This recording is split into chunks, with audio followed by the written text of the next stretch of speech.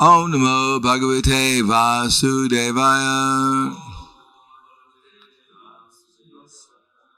Srimad Bhagavatam, Canto 7, Chapter 9. The Lord Prahlad pacifies the Lord with prayers. Text 15. Naham vibet yajita te ti bhayanakasya.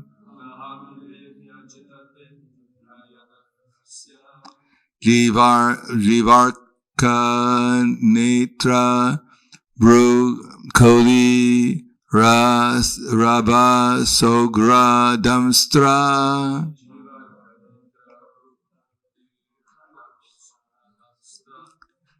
Anyatra sraja shataja keshara shanku karnan. Niridya bita digi vad ari biti nakaragrat. Then Naham vibet yajata te ti bhayanakasya. Jivarka netra brukuti rabasaroga damstrat.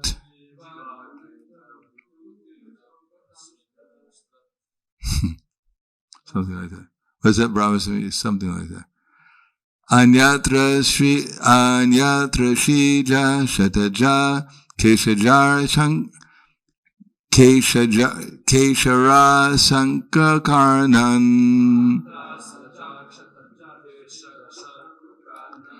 Nirida biti digibad ari bin nikagrat.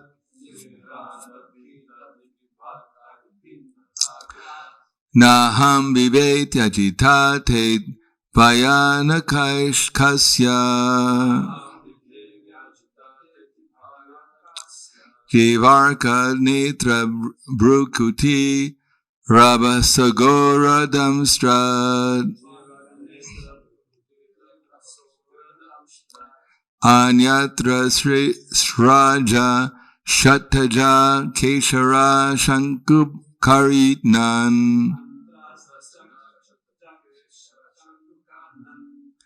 Nirida vita digibad aribin nakagrat.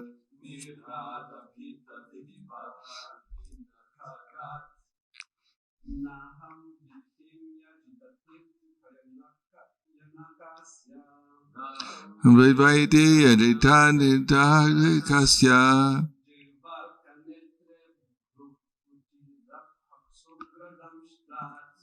Rivarka netra brukuti draschagasam dasra.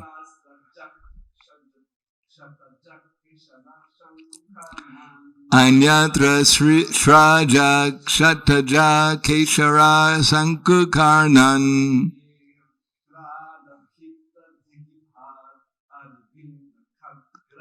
Nirida that's good. It's a real tongue twister. Rada vita diri bad ari bin kagrad. Gotta say it like that. That's our new tune. Naham viveti.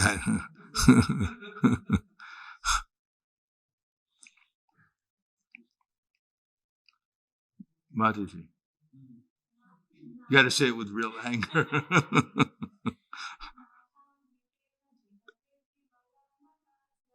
Naham viveta jitirat.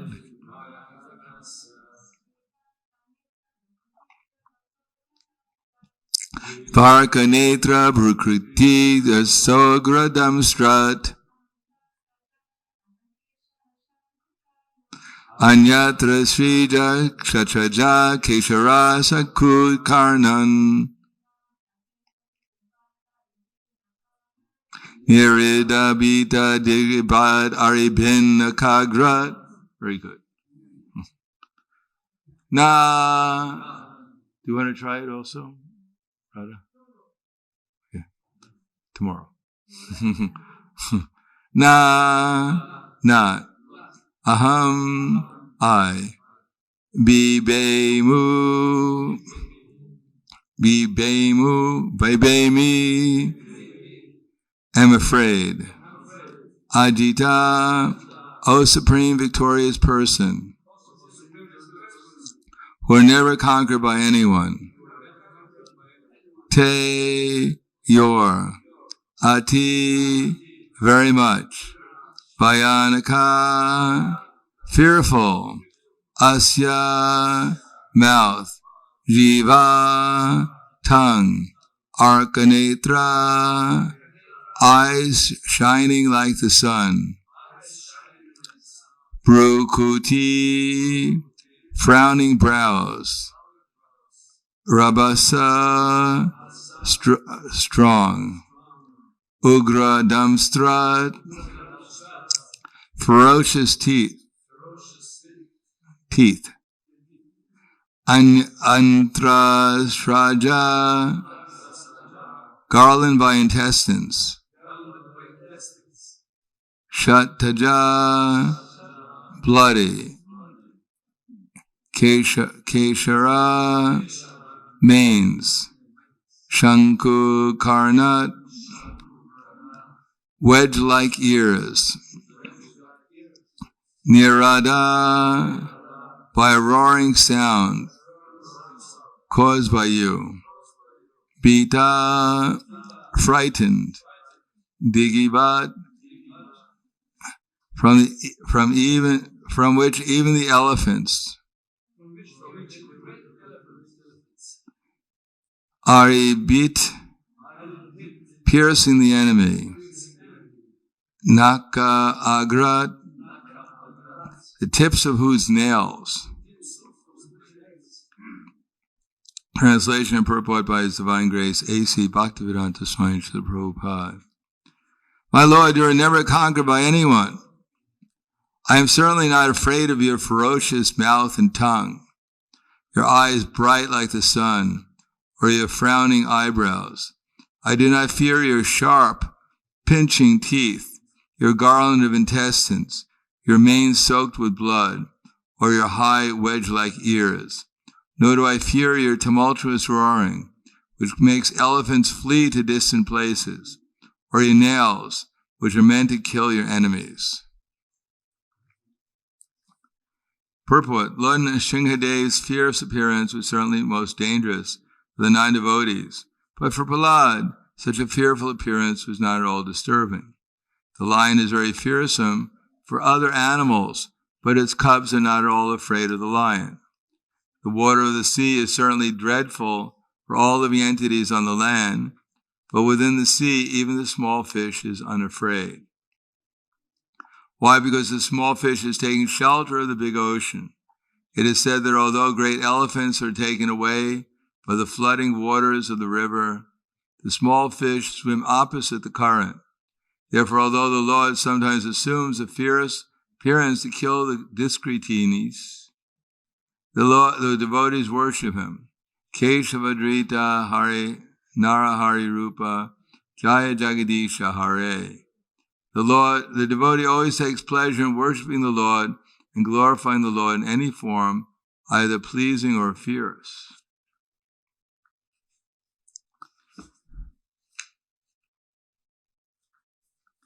My Lord, you are never conquered by anyone. I am certainly not afraid of your ferocious mouth and tongue, your eyes bright like the sun, or your frowning eyebrows. I do not fear your sharp, pinching teeth, your garland of intestines, your mane soaked with blood, or your high wedge-like ears. Nor do I fear your tumultuous roaring, which makes elephants flee to distant places, or your nails which are meant to kill your enemies.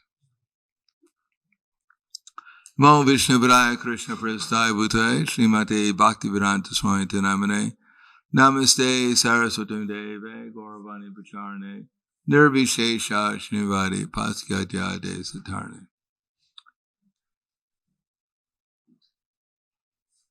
the general idea is that Krishna is the same in all his forms. As I said before, just the judge is called Your Honor in the court. He has a certain robes on for a judge. He has a certain activity such as awarding people according to what they deserve, or condemning people to prison or death according to what they deserve. But when the same judge goes home at night, he takes off his robes, and his wife and children bring he takes off his judge's robes, and his wife and children bring him his bath robe and his slippers, and they call him John. And he plays with his children at home, and etc. Now he's the same person, whether you call him Your Honor the judge, whether you call him John, he's the same person. He may look different. He certainly has different activities. It's unlikely in the courtroom he's going to play ball with his son, or when he goes home at night, he's going to condemn his son to death. You didn't take out the garbage. We're going to hang you. No, he has certain activities in certain places, according to a certain time, place, and audience. And he has a certain appearance and a certain name, but he's exactly the same person. Now, if his son came to the court, he wouldn't condemn his son to death. He'd probably go in the back and play ball with him. Although he looks like the judge, but the son knows that actually he's my father. And if he goes home and some criminal comes, then he'll call the police. So he looks differently in different places, but he's always the same person, and he may have different activities according to the time, place, and audience. So Prahlad was not at all afraid of Lord Nrsingadev, because he knew that Krishna is ultimately the most lovable person, and that whatever Lord Nrsingadev does in his ferocious form is not out of enmity or enviousness. It is actually to help his father. That his father needed a little bit of correction. Prahlad already told him, his father, Tatsada manye suryavarya dehinam sada samigna diyam satgrahat hidvatma patam griham anda kupam vidam gato yad darim ashviyeta. He already suggested to his father that he should give up his anxiety. So Lord Nrsingadev came and took care of all his anxiety. He was afraid that someone might kill him. So Lord Nrsingadev came and killed him, and he wouldn't have to be afraid of anyone killing him because he was dead. Because he didn't die in the sense that the soul, when he took another birth as Ravana, but because he didn't understand who actually Lord Nrsingadev was, he thought he was just a very powerful living entity. Therefore, he didn't get liberation. Instead, he took birth in a very opulent position as Ravana. And when Lord Ramachandra came and killed him again, he still didn't understand who Lord Ramachandra was. And therefore, he had to take birth again as Shishupal. And still as Shishupal, he didn't understand who Krishna was. He was just as envious of Krishna as he was as Hiranyakashipu or Ravana. But this time when Krishna cut off his head,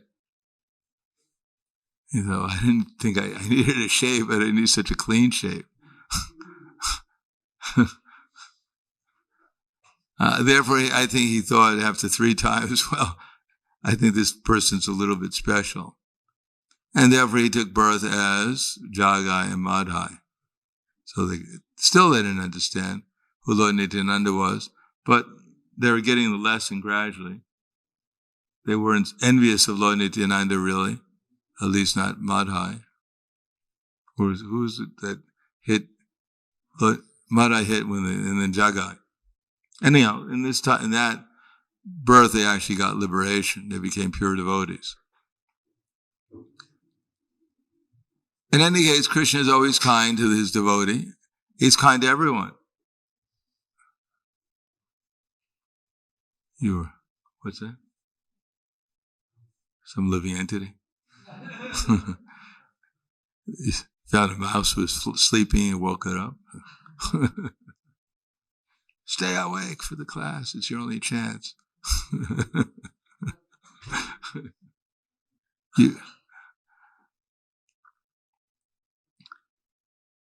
So, Lord Nrsingadeva is always kind to all his devotees, and he's kind to everyone.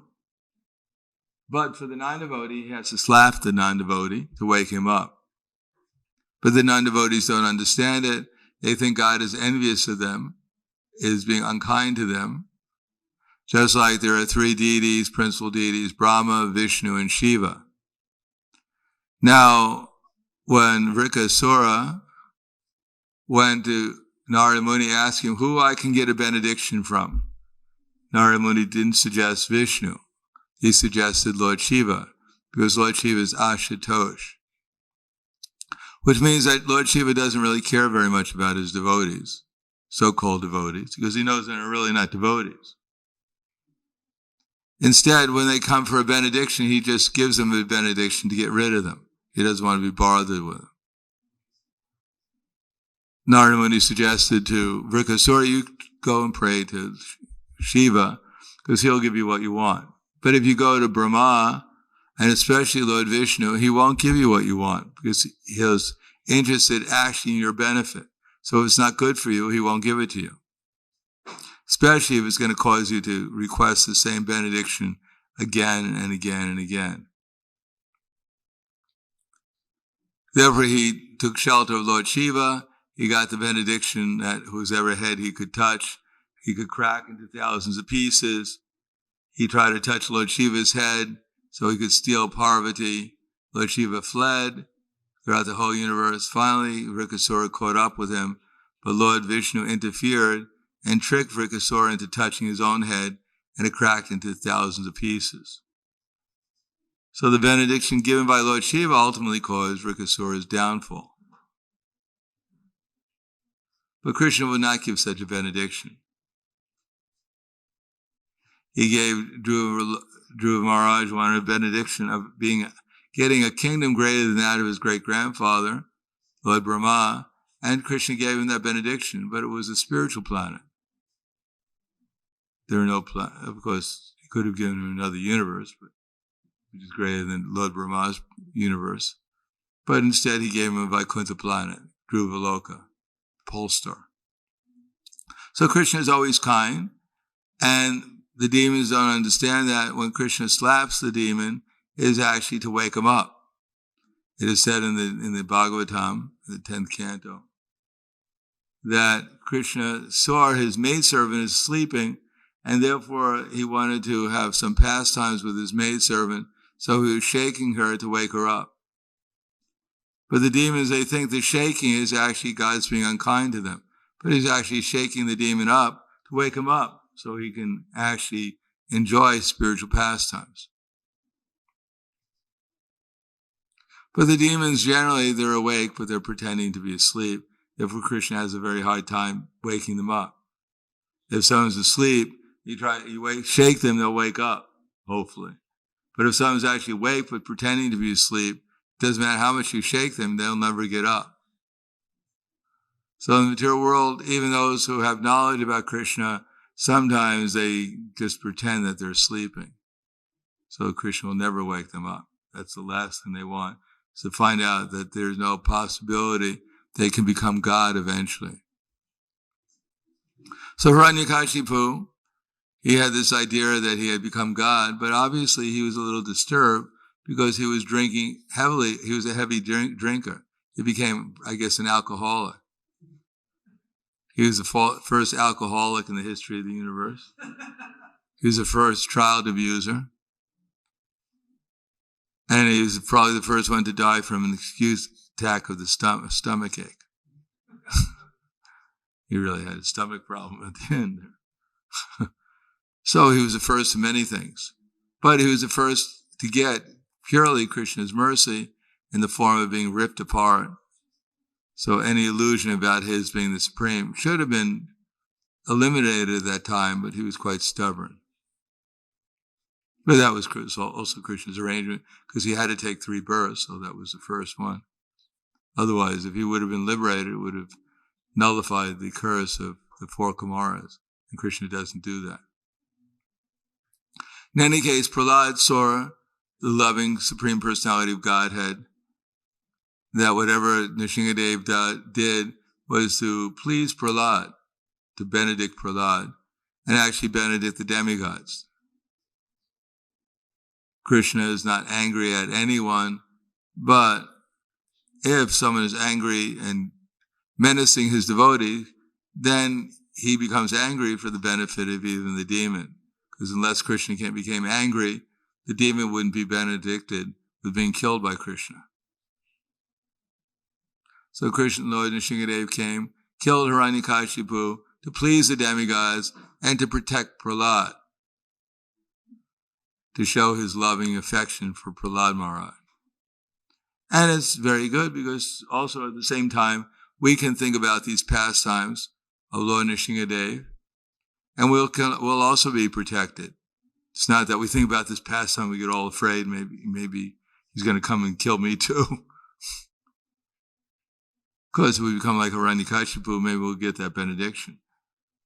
But we can think about Krishna in this form of Nrsingadev as our protector, as he was with Prahlad Maharaj, and become free from fear of not only the material existence, but all the demons in the material existence who are constantly harassing the devotees. Of course, that doesn't mean that necessarily Lord Nrsingadev is going to protect us from old age, disease, and death, in the form of making sure our body doesn't grow old or become diseased or die. But he'll protect our consciousness if we think about him. If we listen to his roar and how the demons are afraid of it. But the sound of Krishna's roar is actually transcendental.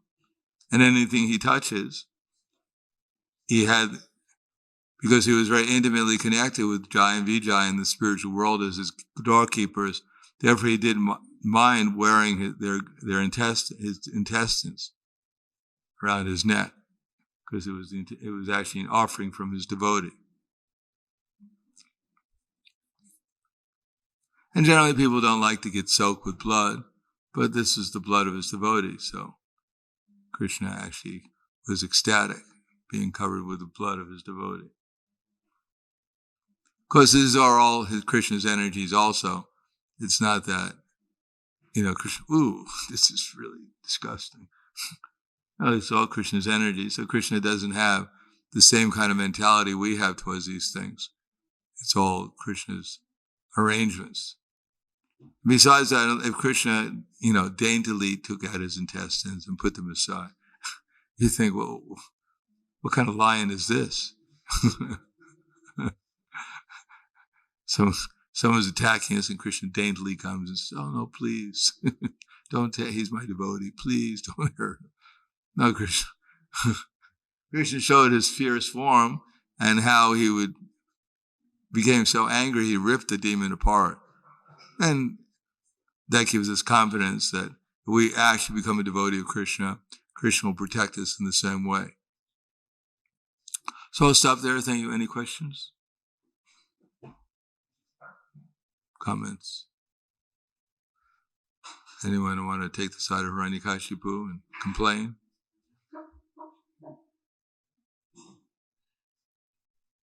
As I said, that court case, you remember that court case in California, where we were being sued by one family because the devotees had this girl, actually young lady.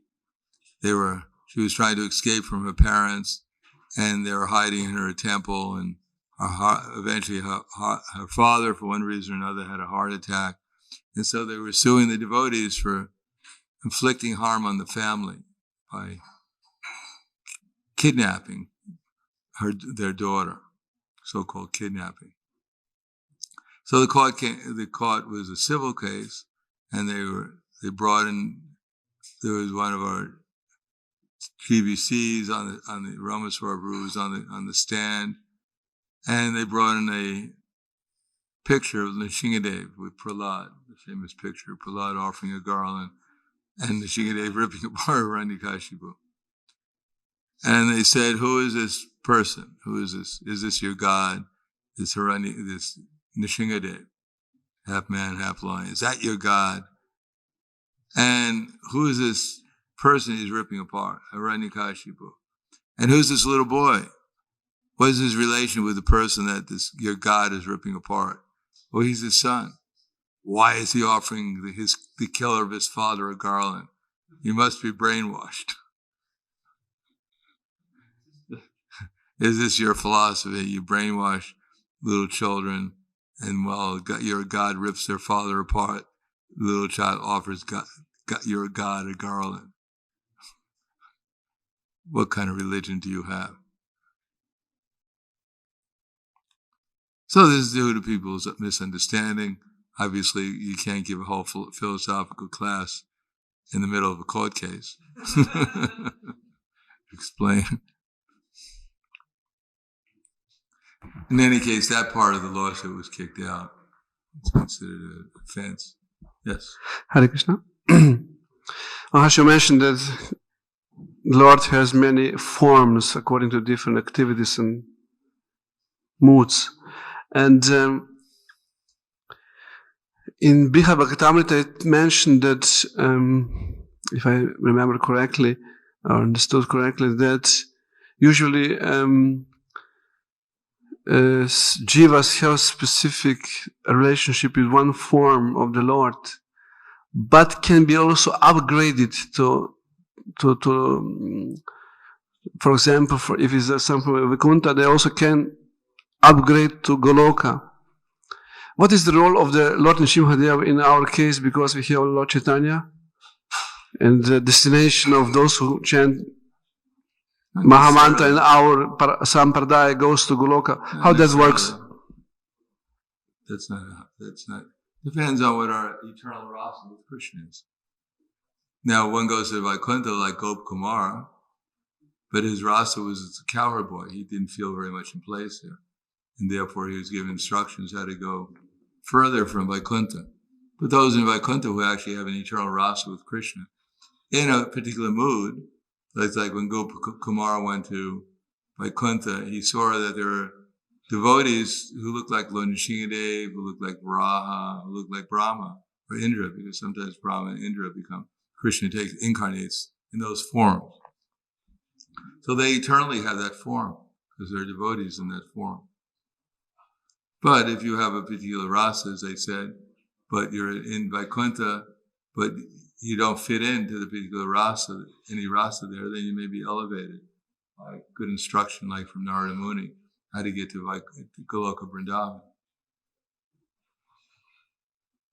So devotees in modern time, in ISKCON and that, what is their destination? Depends what their rasa is. Just like Vallabha, Anupam, or Murari Gupta, they worship Lord Chaitanya, and undoubtedly they chanted Hare Krishna like everyone else did. But their relationship was with Lord Ramachandra. They couldn't give it up. Although Lord Chaitanya Mahaprabhu requested Murari Gupta to chant Hare Krishna and worship Krishna as Kishore Kishori, Radha Krishna, but he couldn't do it. He said, I've sold my head to the lotus feet of Lord Ramachandra and I can't give it up. Better I die. Similarly, Anupam was requested by Sanatana Goswami and Rupa Goswami to worship Krishna in the form of Gopal and Krishna, but he couldn't give up his worship of Lord Ramachandra. But usually we don't have this problem in our case. We have so many problems.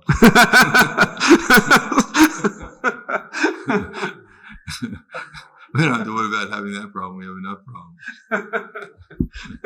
We won't find out who we are until we come to the stage of Bhava, a very advanced stage. So we don't, even you worship, whoever we may imagine we're worshiping now, we have no idea who we actually are.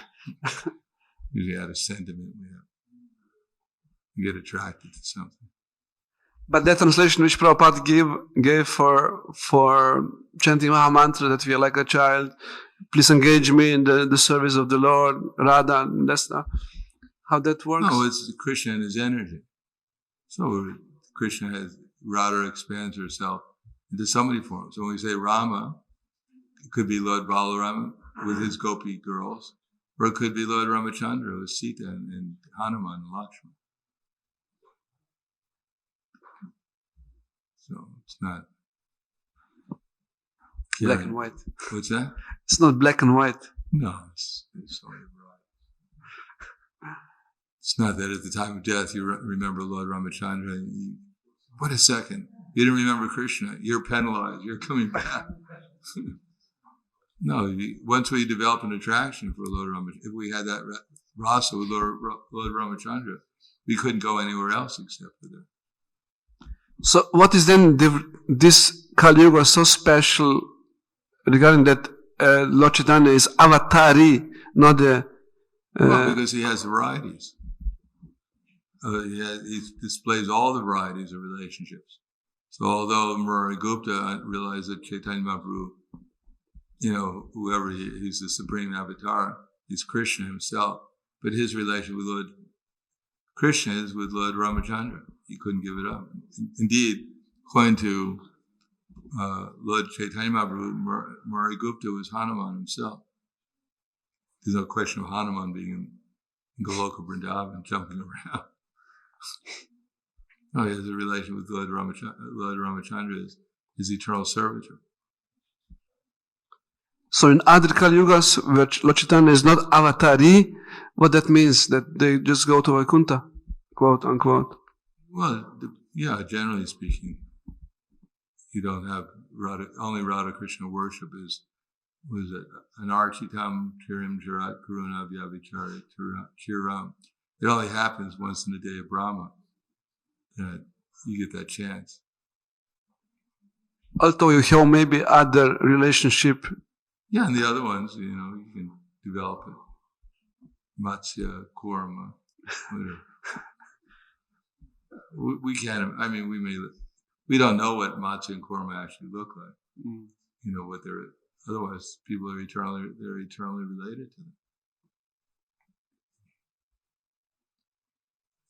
Yeah, there's endless varieties of incarnations, like they're compared to the waves in the ocean.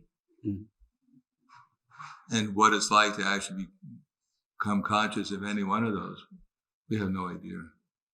We're just imagining, tortoise, my God. Don't crawl on me. He's not an ordinary tortoise. He's the source of all rasa.